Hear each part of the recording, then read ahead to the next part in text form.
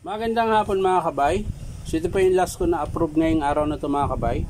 39179 DWE 8100SN.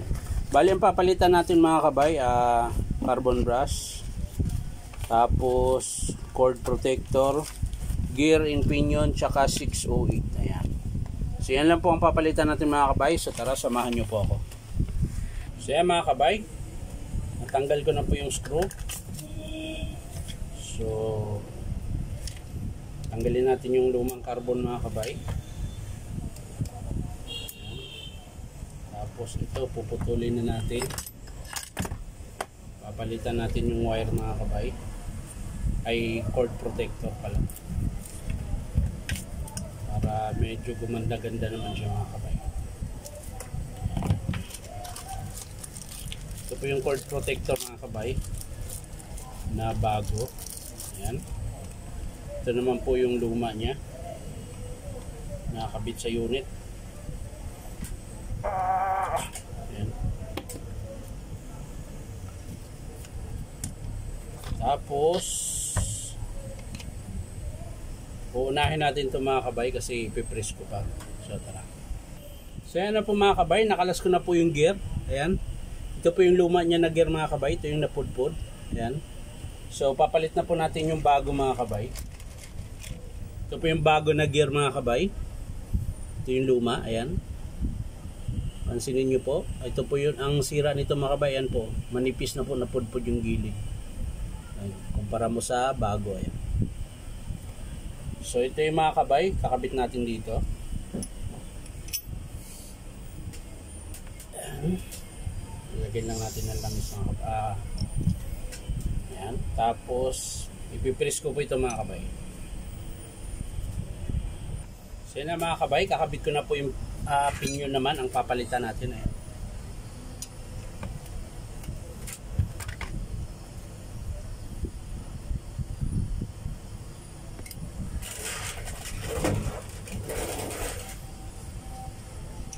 So yun po yung lumang pinion mga kabay.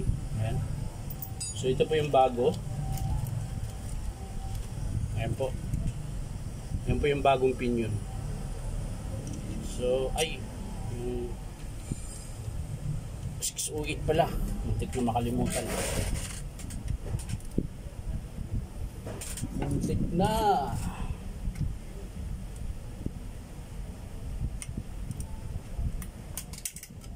Oh. So, ito yung bagong 608. Ayan. Tapos, yung bagong pinion. At kaunting palo ng rubber mallet. Saka mo ilagay yung screw. Ha? Diba? Yan.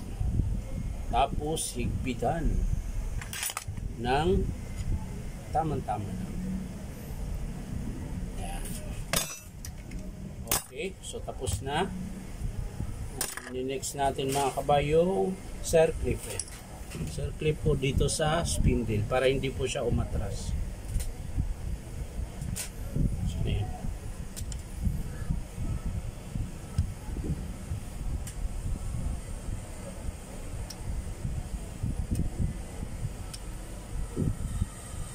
Okay. So yan na po yan mga kabay. Nakabit ko na. So ang susunod ay sasalpak muna natin mga kabay. Sasalpak muna natin gear case. Ayan. Tapos yung screw.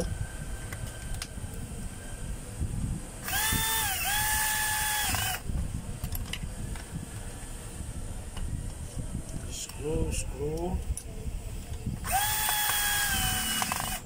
Kabila.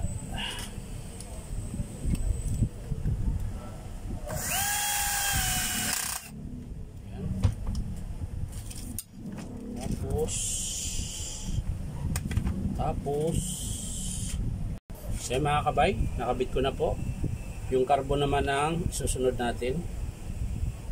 Yan po yung carbon.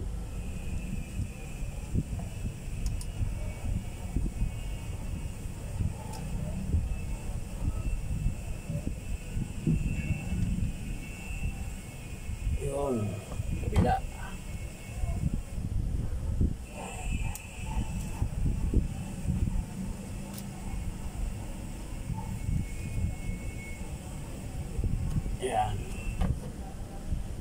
So, ang susunod yung cord. Ayan.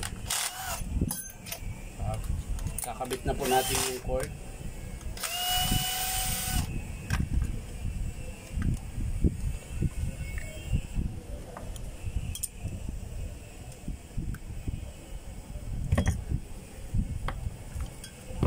Cord protector na putol.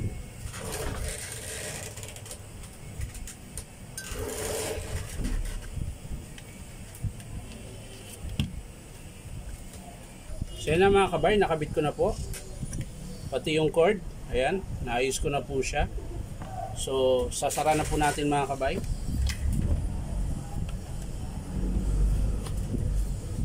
Ayan. Tapos screw.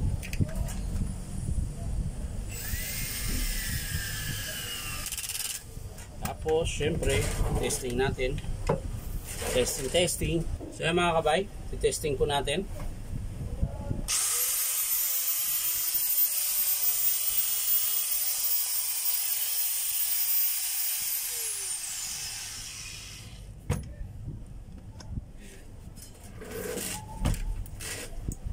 So na mga kabay, kakabit na natin yung flange.